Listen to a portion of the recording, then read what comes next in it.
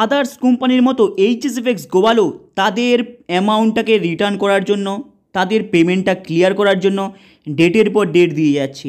আপনারা হয়তো অনেকে জানেন যাদের ডিপোজিটটা রয়েছে, এই এইচএসএফএক্স গ্লোবালের মার্চ মাস থেকে পেমেন্টটা টোটালটাই বন্ধ।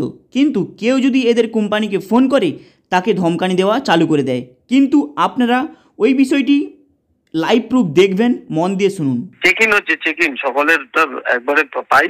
একজন তো আপনারটা শুধু দেখলে হবে না, সবারটা দেখতে হবে। হয়ে যাবে, টেনশন নিন না, দেখতে দেন। পেমেন্ট নভেম্বরে হবে দাদা।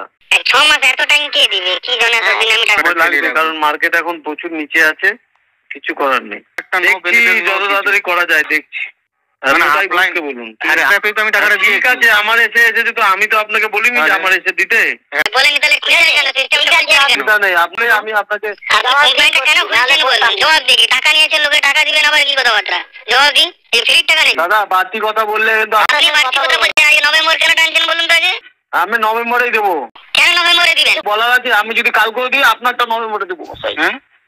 আমি যদি কালকে যতটুকু দরকার ততটুকুর মধ্যে। টাকাটা কি আমাদের মেহনতের টাকা না? এটা কি ফ্রির টাকা ছিল? হাই গাইস, আপনারা নিজেরাই শুনলেন অ্যাকচুয়ালি এই এইচএসএফএক্সের মধ্যে কি সিচুয়েশনটা চলছে এই মুহূর্তে। যদি এরা কোম্পানি চালাতে চায় তাহলে অল্প ইন্টারেস্টে এরা পাবলিককে ইন্টারেস্টটা দিক, কিংবা যদি কোম্পানি না চালাতে চায় তাহলে পার্সেন্টেজটা কেটে নিয়ে প্রিন্সিপাল অ্যামাউন্টের সেটা পাবলিককে ফেরত দিয়ে দিক। কিন্তু এরা দুটোর মধ্যে কোনোটাই করতে চাইছে না। এরা আবার এদের মেন আপডেটের মধ্যে বলছে এরা নাকি পেমেন্ট ক্লিয়ার করবে নভেম্বর মাসে। অ্যাকচুয়ালি আপনারা জাস্ট একটি কমন সেন্স দিয়ে ভাবুন, আপনাদেরকে মার্চ মাস থেকে পেমেন্ট দেওয়া বন্ধ, তারপরে এরা বলছে নভেম্বর মাসে পেমেন্ট ক্লিয়ার করবে, প্রায় 8 থেকে 9 মাস। এইবার ভাবুন এইসব কোম্পানিকে তাহলে কি করাটা উচিত।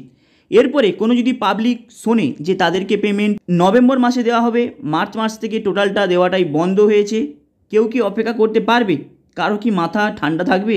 বড় গলাতে যদি আপনাদেরকে বলে যে আপনাদেরকে পেমেন্ট নভেম্বর মাসে ক্লিয়ার করব, তার আগে ক্লিয়ার করব না, আপনার কি করার চেক করে নিন, আপনাকে ডিপোজিট করতে কে বলেছিল?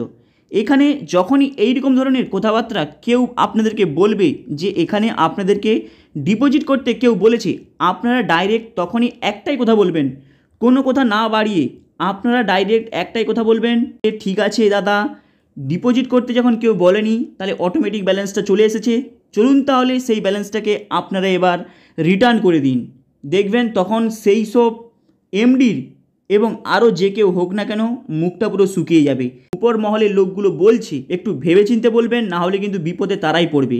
কারণ পয়সা নেওয়ার সময় আপনাদের অ্যাকাউন্টে যাবে আর দেওয়ার সময় কি প্রবলেম হয়ে যায়, আবার বলবে এখানে ডিপোজিট করতে কে বলেছে। যদি আপনাদের মনে হয় যে এখানে ডিপোজিট করতে কে বলেছে, তাহলে আপনাদের অ্যাকাউন্টে ভুলে পয়সাটা চলে গিয়েছে। যদি আপনাদের অ্যাকাউন্টে ভুলে অ্যামাউন্টটি চলে গিয়ে থাকে তাহলে সেই অ্যামাউন্টটা রিটার্ন করে দিন পাবলিকের, দেখবেন তার বেলায় আপনি আর পারবেন না।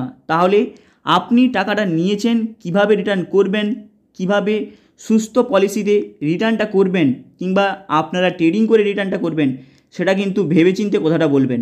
তাই মার্কেটে আপনারা হয়তো অনেককে বলতে শুনেন এবং গভর্নমেন্টের কিছু রুলস রেগুলেশনকে আপনারা শুনেছেন যে ফরেক্স ট্রেডিং ইন্ডিয়াতে লিগেল নয়। অ্যাকচুয়ালি কেন লিগেল নয় সেটা আপনারা প্রত্যেকেই এবার বুঝতে পারছেন। কারণ এই এইচএসএফএক্স গ্লোবাল ট্রেডিংয়ের উপরে ডিপেন্ড করে এরা টোটাল কোম্পানিটাকে চালাতো। হঠাৎ করতে ট্রেডিংয়ে হিউজ পরিমাণে লস খায়, সেখানে হিউজ পরিমাণে অ্যামাউন্টটাকে হারিয়ে ফেলে, প্লাস এরা নিজস্ব কিছু প্রপার্টিও কিনে ফেলে এই ট্রেডিংয়ে লস খাওয়ার আগে। এই মুহূর্তে নিজেদের কোম্পানিটাকে বর্তমান সমাজের মুখে ধ্বংসের পথে নিয়ে আসে। এইভাবে এইসব কোম্পানিগুলি পাবলিকের টাকাগুলি লুটবে, লুটে পাবলিককে মুরগি বানিয়ে পালানোর চেষ্টা করবে। আপনারা যদি একতা হয়ে না শিক্ষা দেন তাহলে কিন্তু আপনাদেরকে প্রত্যেককে গরম মারবে এই রকম ধরনের যারা উঁচুর মহলে রয়েছে। আশা করি আপনারা বুঝতে পেরে গিয়েছেন এই ভয়েসটি কার, সেটা বলার দরকার হবে না। এই এইচএসএফএক্স গ্লোবালের এমডি পাবলিককে ডেটের পর ডেট দিয়ে এবং ডাইরেক্ট বলে দিয়েছে নভেম্বর মাসে পেমেন্ট ক্লিয়ার করবে। মানে ভেবেছেন কি সিচুয়েশনটা এই বর্তমান মার্কেটে তৈরি করেছে? কেন সরকার বলে ফরেক্স মার্কেট ইললিগেল, ইন্ডিয়াতে লিগেল নয়? এই সব কোম্পানির কারণেই ইন্ডিয়াতে ফরেক্স মার্কেট ইললিগেল হিসেবে রয়েছে। কারণ এরা পাবলিকের কাছ থেকে টাকাটা নেবে, লাইভ অ্যাকাউন্ট বলে জয়েন করাবে, সেখানে আপনারা কিছুদিন পরে যখন দেখবেন প্রফিট হচ্ছে, তার কিছুদিন পরেই দেখবেন সেই অ্যাকাউন্ট থেকে আপনি আপনার নিজের অ্যামাউন্টটাকে উইথড্রল করতে পারবেন না। তাই এরা লাইভ অ্যাকাউন্টের নামে ট্রেডিং করবে, কিন্তু আপনাদের অ্যামাউন্টটাকে লক করে দেবে। হাই গাইস, আপনাদেরকে প্রত্যেকে একতা হয়ে এর কিছু সিদ্ধান্ত নিতে হবে, না হলে দেখবেন মার্কেটের মধ্যে এইরকম ধরনের কোম্পানিগুলো পাবলিককে গরম দেখাবে, আপনাদের কাছ থেকে অ্যামাউন্টটা নেবে, কিন্তু আপনারা কিছু বলতে পারবেন না, জাস্ট চুপচাপ দেখবেন।